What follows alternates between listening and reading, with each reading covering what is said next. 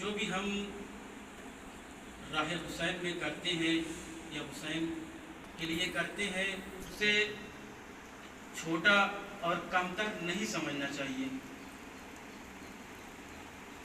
اس ایک واقعہ آپ کے سامنے پیش کرتا ہوں کہ ایران میں ایک بہت بڑے مشہور عزادار جن کا نام مرزا اسماعیل تھا،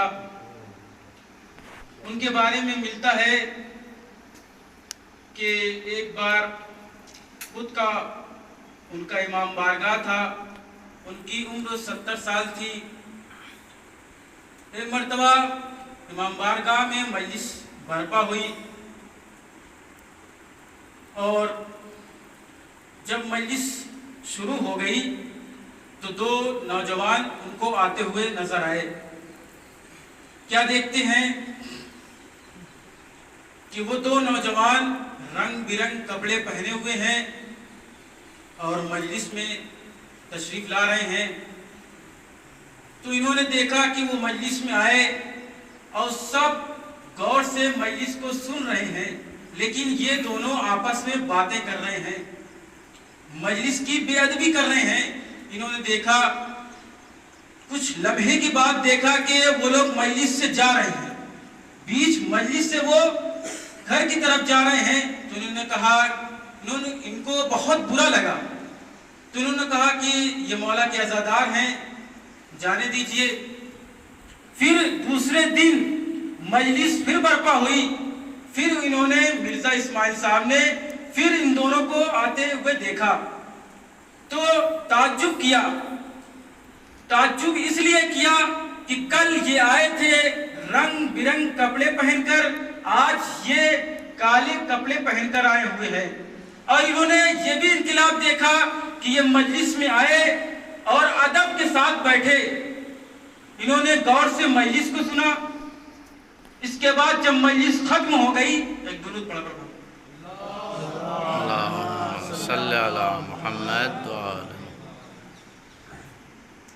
جب مجلس ختم ہو گئی تو یہ دونوں جانے لگے تو انہوں نے مرزا اسماعیل صاحب نے بلایا، میرے بیٹے دونوں قریب آؤ، آج میں کچھ تبدیلی دیکھ رہا ہوں، کچھ انقلاب تمہارے اندر دیکھ رہا ہوں، اس کا راز کیا ہے، آخر ماجرا کیا ہے؟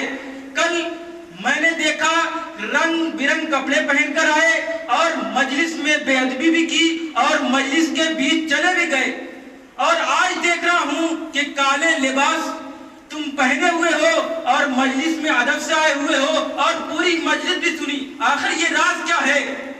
تو وہ دونوں جوان جواب دیتے ہیں، کل جب ہم مجلس میں آئے اس لیے آئے کہ ہم نے سنا کہ اس مجلس میں کھانے کا اہتمام بھی ہوتا ہے، نظر کا انتظام بھی ہوتا ہے، اس لیے ہم مجلس میں تشریف لائے۔ اور جب ہم جانے لگے تو ہم نے کسی سے پوچھا کہ اس مجلس میں کھانے کا انتظام آج ہے یا نہیں، تو کسی نے کہا کہ آج کھانے کا انتظام نہیں ہے، تو ہم بیچ مجلس سے چلے گئے۔ اور انہوں نے دونوں جوان نے جواب دیا کہ جس دن کھانے کا انتظام نہیں ہوتا تھا تو چائے کا انتظام رہتا تھا۔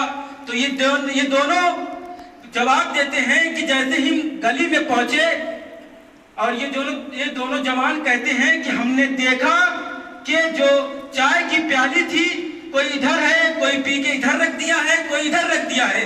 تو یہ دونوں جوان نے کہا کہ ہم نے سوچا کہ یہ پیالی کسی کے پیر سے لگ کے ٹوٹ سکتی ہے، تو ہم نے اس پیالی کو سائیڈ میں رکھا، یعنی محفوظ جگہ پہ رکھ دیا، اور ہم گھر گئے اور ہم دونوں جوان نے ایک ہی خواب دیکھا۔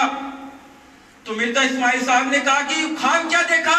کہ خواب میں یہ دیکھا کہ جیسے آج مجلس برپا ہوئی ہے، کل بھی اسی طریقے سے مجلس برپا ہوئی، اور دروازے کے پاس مولا حسین اور مولا ابوالفضل عباس کھڑے ہوئے ہیں اور مولا عزاداروں کا استقبال کر رہے ہیں، اور ہر ایک عزادار کا نام درج کر رہے ہیں، کس نے کتنا کیا کیا، کس نے کتنا رویا، کس نے مجلس برپا کی اور کتنا خطیب کو سنا، ہر چیز مولا عباس درج کر رہے ہیں۔ تو مولا حسین آگے بڑھ کے کہتے ہیں اے بھائی عباس ان دونوں جوانوں کا کچھ لکھا یا نہیں؟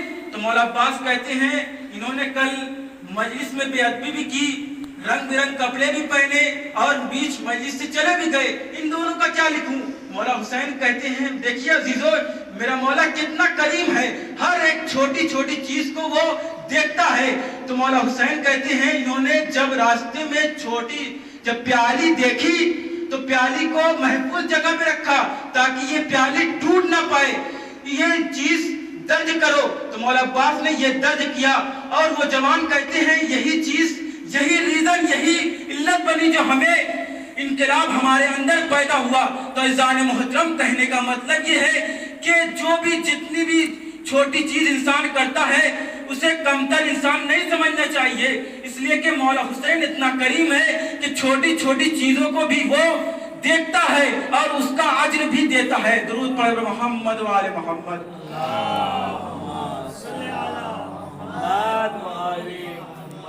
عزیزو،